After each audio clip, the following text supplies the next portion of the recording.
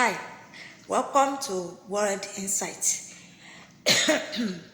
My name is Sarah Blue, and I wish us a beautiful day. Today, our topic would be planning and preparations. Planning and preparations. I just want to talk about this, and I think that is going to take a lot of time for us to finish this topic, so bear with us. But as time goes on, I hope that we can learn a thing or two. Now, planning. When we are talking about planning, most people are familiar with the word planning, and most people in their day-to-day activity are also familiar with planning. All most people do most of the time is plan, and plan. And yes, planning is very, very good. It's good to plan our day-to-day activity ahead so that as we are achieving them or as we are doing them, we can tick them off and say, yes, I've done this, I've done this, I've done this. But what does planning actually entail? Before we go further on this, I want to tell us the definition of planning. By some dictionary standard that I read, it says that planning is the process of thinking regarding the activities required to achieve a desired goal. Another explanation or definition is planning is based on foresight, the fundamental capacity for mental time travel. Then another definition is planning is a fundamental property of intelligent behavior. It involves the use of logic and imagination to visualize not only a desired result, but the steps necessary to achieve the result. So, dwelling on this third definition, we can safely say that planning is a step-to-step activity that you write out or you put out, a step-to-step activity that will involve your logic and imagination, and in a way you visualize the future. And as you visualize the future, you are also visualizing or writing out the steps that it will take for you to achieve the desired. You can see the future. This is what I want to do. You understand? This is what I want to do. But how do I achieve it? How do I achieve this thing? So you plan out the step-to-step activities that will take you to achieve it. Like for instance, now if you want to build a house, you understand, and you don't have money yet, so you sit down and you plan, how do I go about building a house? For some of us that have a 9-to-5 job, say, okay, this is the amount that I'm earning. I'm going to dedicate so percent of this amount to saving. And then maybe when I save for a year, I will put the money together and invest it into some good stock. It doesn't have to be normal stocks, shares and all that. It could be something else, maybe crypto or whatever. And I'll put it in there, then I'll watch it grow, and after a while, I will take the money out. You give yourself a time limit. For the next 5 years, I want to do this. I'm going to save so amount for 3 years. Then after I've saved the amount for 3 years, then I will invest it for another 2 years. Then whatever I see from it, the interest, I'll combine it with my savings. Then I'll go and buy a house. That's a very, very good plan. See? A very wonderful plan. You understand? So that is plan. Now, let's talk about preparation. What is preparation? Preparation is the act of preparing, getting ready, planning, training, studying with a goal in mind. That is preparation.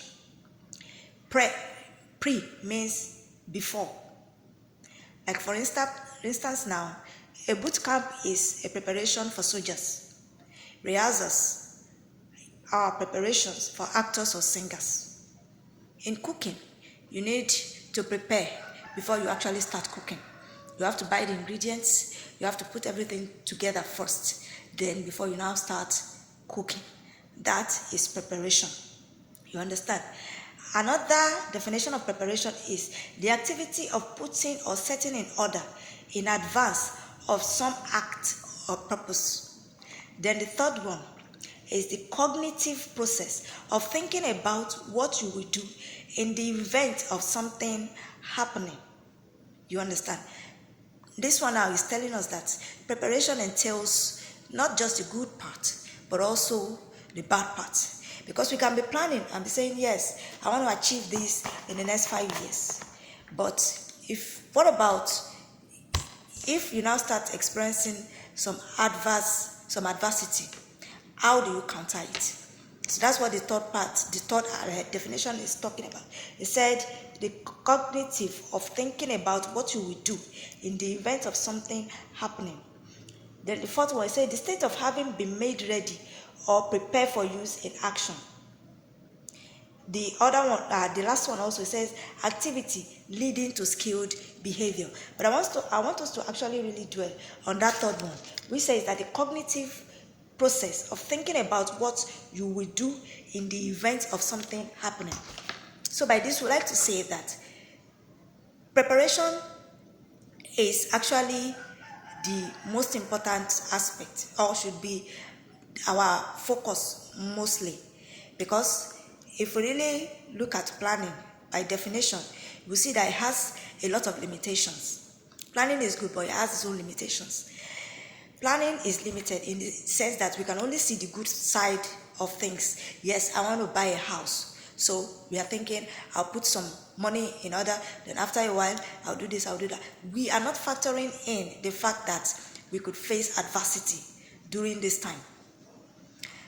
The truth is that yes, it's good to have faith. Yes, planning is basically based on pure, unadulterated faith in life.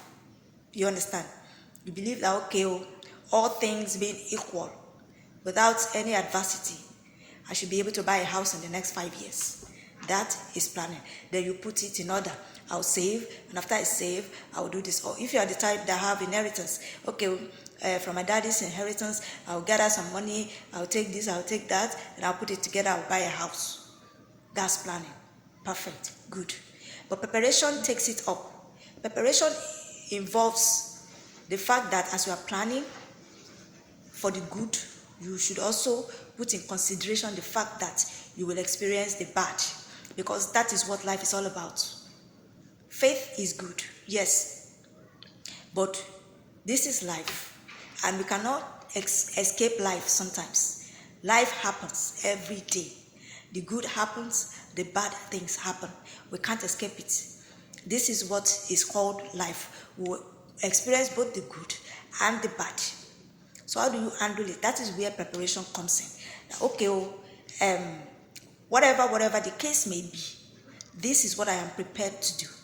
Even if this comes up, this is what I'm prepared to do. You may be planning and be saying, I will save this so amount. Excuse me. What if you have an health emergency? How would you deal with it? Would you, in your planning, do you factor in the fact that you will have health challenges? Or, okay, fine, you have saved the money, and the money is now, yes, it's in lump sum. You now want to go and invest it. What if you invest it and the investment crashes? What do you do in that event? That means that your plan has gotten into accident. How would you move on from it? Are you going to abandon that plan and leave it for some other time? What if you suffer some health issues, and you cannot even go to work, and you can't even, do that savings judiciously as you have planned? This is where preparation comes in. And if I may say as well, this preparation actually is what God says He will bless. You understand? It says in the book of Proverbs chapter 16 verse 1, it says the preparations of the heart of man, and the answer is from the Lord. Preparation is what God blesses, not actually the plan. Because in preparations, you are putting everything together, both the good and the bad and the ugly. You have to factor them all in to be able to achieve your desired results. We will continue this